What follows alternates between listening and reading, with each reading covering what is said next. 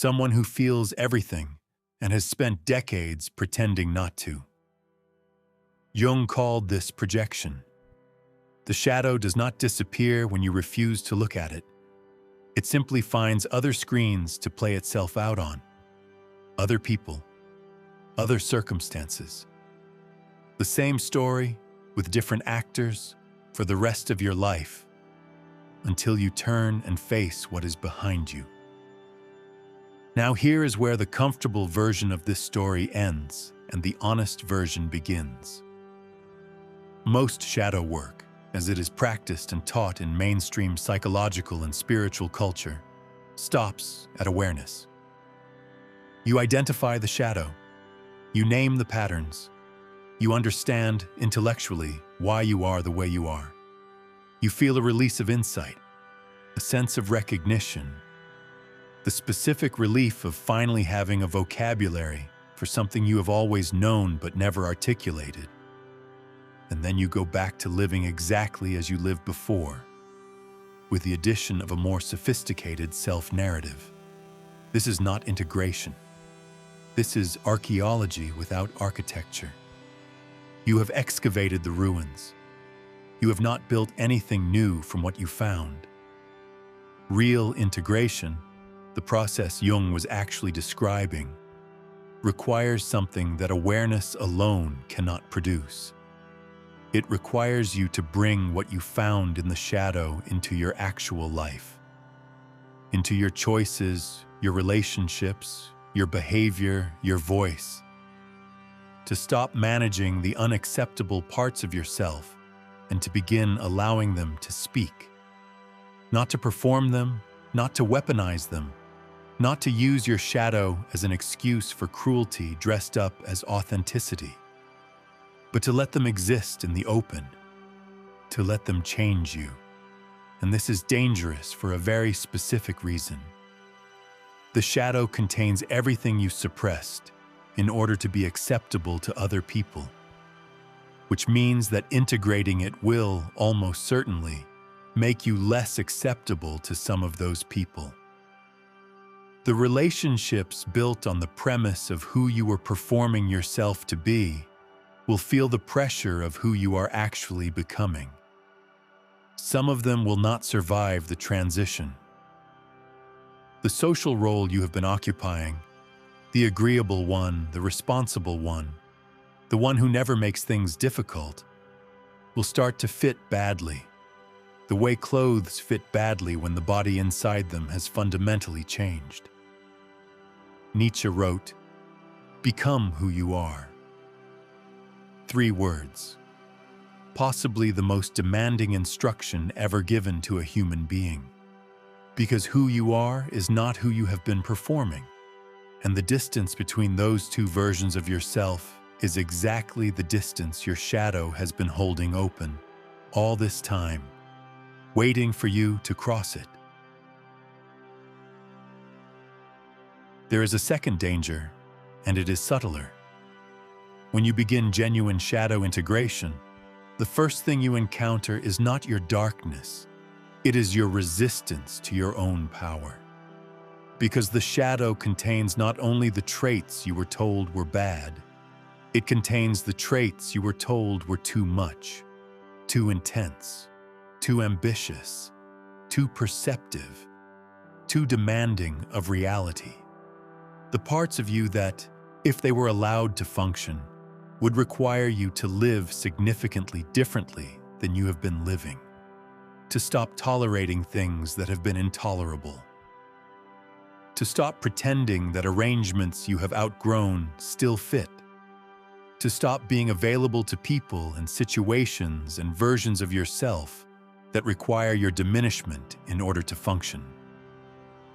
Jung said, "The most terrifying thing is to accept oneself completely, not because the self is terrible, but because the self, fully inhabited, makes demands. It requires a life that is actually yours, and building that life from the ruins of the one you have been performing.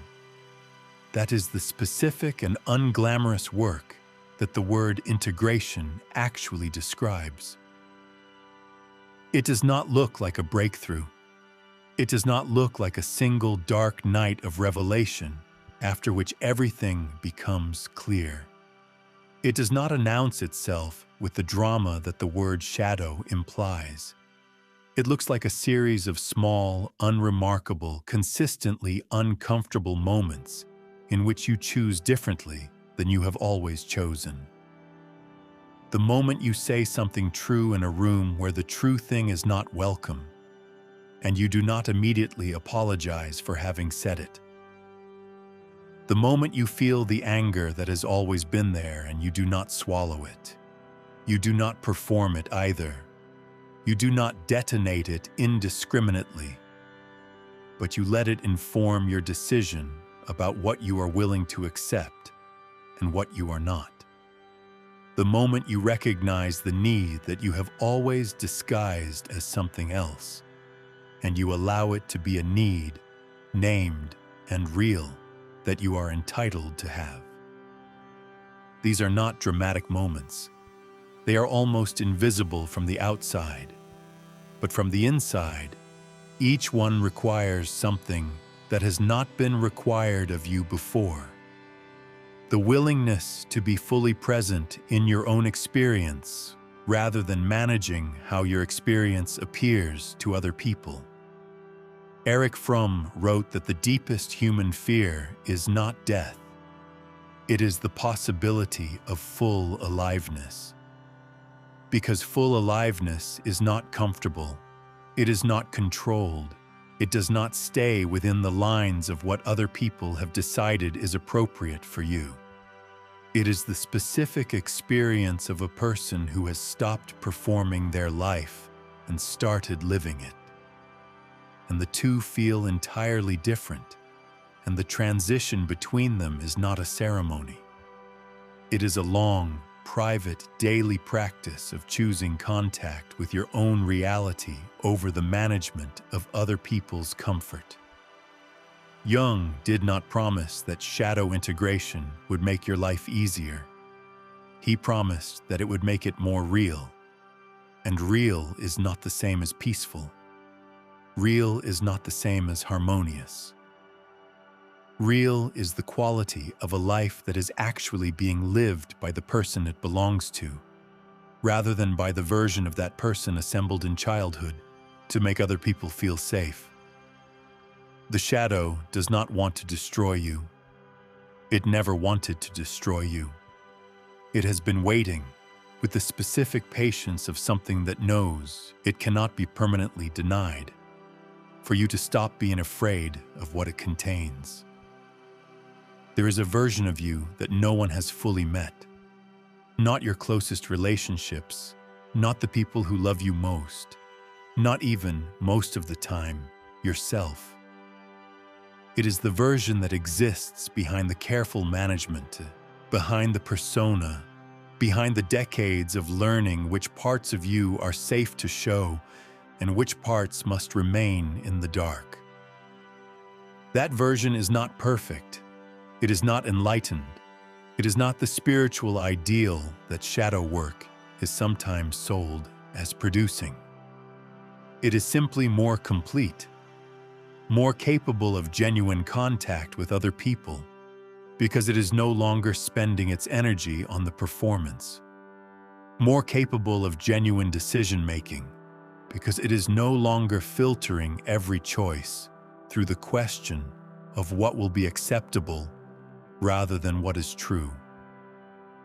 More dangerous in the specific sense that a person who knows what they actually want and is no longer afraid to acknowledge.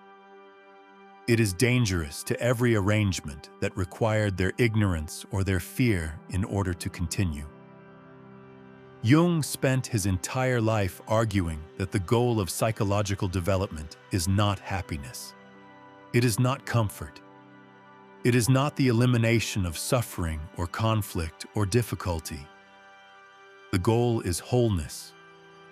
And wholeness includes everything: the parts you are proud of and the parts you buried, the light you present and the dark you have been managing, the person you have been performing and the person you have been keeping in the basement of your own psyche for safekeeping. The integration of the shadow is not the end of anything. It is the beginning of the only kind of life that is actually yours. And the only question that remains, the one this entire conversation has been building toward, is not whether you are capable of it. You already know you are. The question is whether you are willing to stop pretending that you are not.